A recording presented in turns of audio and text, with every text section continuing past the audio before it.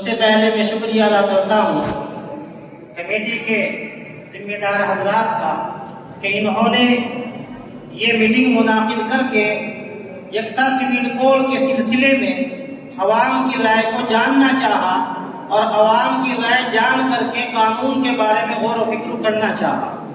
یہ بہت اچھا جو ہے حکومت کا قدم ہے کہ عوام سے مشورہ لے کر کے قانون بنا رہی ہے۔ جو مسائل یکساں سول کوڈ کے سلسلے میں ہیں ان میں سے ہر مسئلہ ایسا ہے کہ اس پر گھنٹوں بحث کر کے اس کو سمجھایا جائے۔ مسلمانوں کے لیے، شریعت کے لیے یہ جو قوانین ہیں یہ قوانین اللہ کی طرف سے ہے، قرآن و حدیث کی طرف سے ہے، اور انسان کا پیدا کرنے والا جس نے ہم کو پیدا کیا ہے، انسان کا پیدا کرنے والا انسان کی ضرورت کو، انسان کے مزاج کو، انسان کی فطرت کو انسان سے بھی زیادہ جانتا ہے۔ اس لیے جو قانون ہے وہ قانون انسان کی فطرت کے مطابق ہے، انسان کی طبیعت کے مطابق ہے، انصاف کے مطابق ہے۔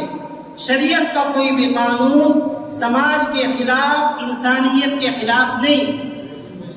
میں ان مسائل میں سے دو مسئلوں کے سلسلے میں مختصر بتانا چاہتا ہوں کہ قرآن و حدیث میں اور شریعت میں اس کا کیا مقام ہے، اور میری اپیل ہے تمام یہاں بیٹھے ہوئے حضرات سے اور اپنے ذمہ داران حضرات سے بھی کہ قرآن کریم کا گہرائی سے مطالعہ کیا جائے۔ میں نے ابھی اپنے ادھیکش صاحب کی بات سنی، ان سے بھی مجھے معلوم ہوا کہ بہت ساری باتیں جو شریعت کی ہے، اسلام کی ہے، پورے طریقے سے اس کی گہرائی تک نہیں پہنچ سکیں گے، اور جب ہماری سمیتی اور کمیٹی کے لوگ بھی گہرائی تک نہیں پہنچ سکے ہیں تو پھر قانون بھی صحیح طریقے سے نہیں بنا سکیں گے۔ تو سب سے پہلے گہرائی تک پہنچنا ضروری ہے۔ تو میں نے جو باتیں سنی ان کے سلسلے میں میں عرض کرنا چاہتا ہوں۔ پہلا مسئلہ طلاق کا مسئلہ کئی سالوں سے ملک کے اندر اٹھا ہوا ہے۔ بہت مختصر میں بتانا چاہتا ہوں، اگر میاں بیوی کے درمیان میں نا اتفاقی ہو تو اسلام نے اس کا کیا طریقہ رکھا ہے؟ ہم صرف اتنا جانتے ہیں کہ 3 طلاق، حکومت بھی اتنا جانتی ہے کہ 3 طلاق، سیاستہ قانونتا بھی 3 طلاق کو جانتے ہیں، لیکن قرآن کیا کہتا ہے آپ ذرا مختصر سن لیجئے۔ اگر نا اتفاقی ہو، آپ اس کو جو ہے نوٹ کریں میری بات کو، قرآن کی بات، اگر جو ہے نا اتفاقی ہو میاں بیوی میں، قرآن کہتا ہے ایک ذمہ دار سمجھدار ویکتی لڑکی کے گھر سے، ایک ذمہ دار سمجھدار ویکتی لڑکے کے گھر سے بالکل صحیح معاملے کو سلجھانے کی نیت سے آئے، اور اگر یہ دونوں آدمی آپس میں صلح کرانے کی نیت سے آئیں گے، قرآن کہتا ہے ان یریدا اصلاحا یوفق اللہ بینہما، اگر یہ ذمہ دار ویکتی دونوں خاندان کے نیک نیتی کے ساتھ آئیں گے تو کبھی بھی جو ہے طلاق کی نوبت نہیں آئے۔ پہلا پوائنٹ تو یہ۔ پھر اگر طلاق کی ضرورت پڑتی ہے، قرآن کہتا ہے کہ میاں کو پہلے بیوی کو سمجھانا چاہیے، بیوی کو میاں کو سمجھانا چاہیے، پھر بھی کام نہیں چلتا تو قرآن یہ کہتا ہے کہ ایک طلاق دے، وہ بھی کب؟ جب عورت پاکی کے زمانے میں ہو، عورت پاکی کے زمانے میں ہو، ایک طلاق دے گا، ایک طلاق دینے کے بعد 1 مہینے تک دوسری طلاق نہیں دے گا۔ اس دوران جو ہے میاں بھی اور شوہر بھی، بیوی بھی سوچ سمجھ لیں گے، گھر والے سمجھ لیں گے۔ پھر اگر ضرورت پڑتی ہے، آپس میں کام نہیں چل رہا ہے، 1 مہینہ گزرنے کے بعد میں، باقی کے زمانے میں جب عورت کا مزاج فریش ہوتا ہے، مرد کا مزاج بھی فریش ہوتا ہے، باقی کے زمانے میں دوسری طلاق کی اگر ضرورت پڑ رہی ہے تب دوسری طلاق دے۔ 1 مہینے تک پھر تو تیسری طلاق نہیں دے سکتا۔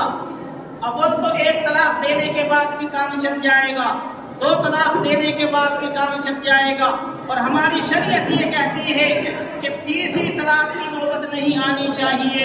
لیکن اگر پھر بھی کام نہیں چل رہا ہے بیوی بھی بہت غصے میں ہے، شوہر بھی بہت غصے میں ہے، بالکل ساتھ نہیں رہنا چاہتے ہیں، تو تیسرا مہینے کے بعد باقی کے زمانے میں جب میاں کا اور بیوی کا دونوں کا موڈ فریش ہو، ایسے وقت میں کس کی طلاق دے، اور پھر جو ہے عدت گزرنے کے بعد میں عدت کے زمانے میں شوہر اس کا خرچ دیتا ہے، عدت کے زمانے میں شریعت نے شوہر کے اوپر بیوی کا خرچ رکھا ہے۔ اسی طریقے سے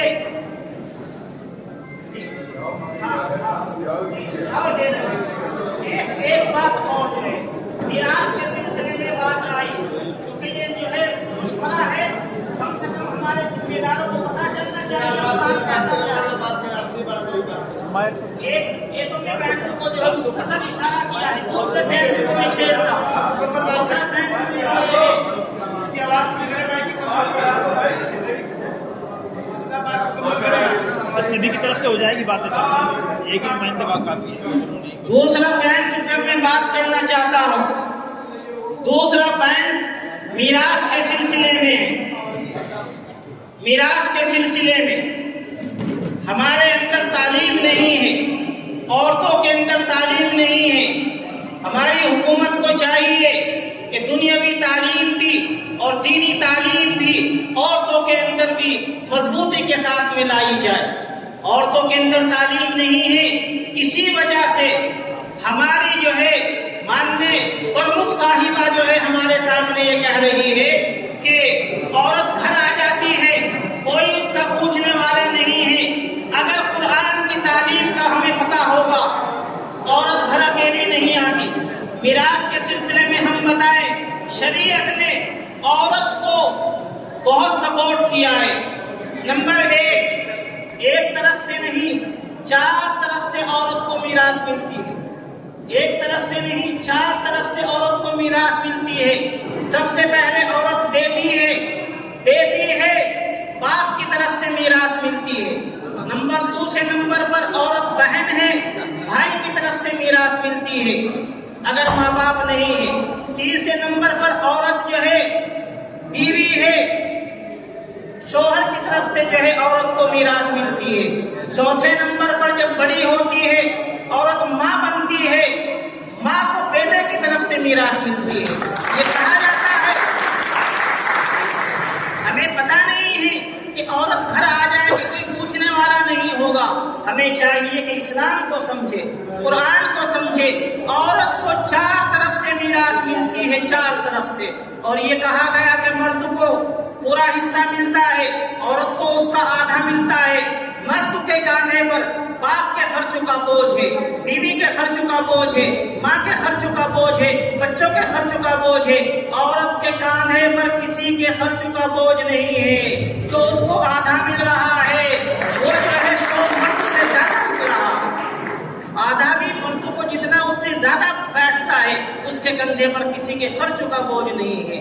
شریعت نے عورت کو جو ہے برابری نہیں بلکہ انسانیت دی ہے، زندگی دی ہے اسلام نے۔ تو میری رائے یہ ہے کہ جو قانون ہے بالکل ان میں تبدیلی کی ضرورت نہیں ہے، اور قانون اور ذمہ داران کو چاہیے کہ اس کمیٹی کے اندر ماہر علماء جو شریعت کو جانتے ہو، قرآن کو جانتے ہو، ان کو ساتھ لے کر کے جو ہے مشورہ کیا جائے، اس کے بارے میں غور و فکر کیا جائے، اس لیے کہ ہندوستان کے اندر انیکتا میں ہی ایکتا ہے۔ جب سے قانون بنا 3 سال تک جو ہے جمہوریت کا جب قانون بنا تھا، اس مسودے پر غور و فکر ہوا تھا 3 سال تک جو ہے کون لوگ تھے، ملک کے سب سے ماہرین لوگ تھے جو ہے جو اس قانون کے بارے میں غور کر رہے تھے۔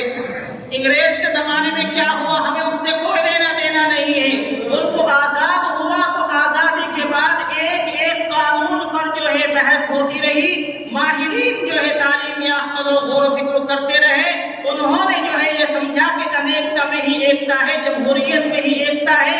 ٹیکساس سول کوڈ نہ کل جو ہے مسلمانوں کے لیے، ہندوؤں کے لیے، سکھوں کے لیے، ملک کے کسی باشندے کے لیے نہ تو انگریز کے زمانے میں مفید تھا، اور نہ ملک کے آزاد ہونے کے بعد مفید تھا، اور نہ آج مفید ہے، اور نہ ہی کل مفید رہے گا۔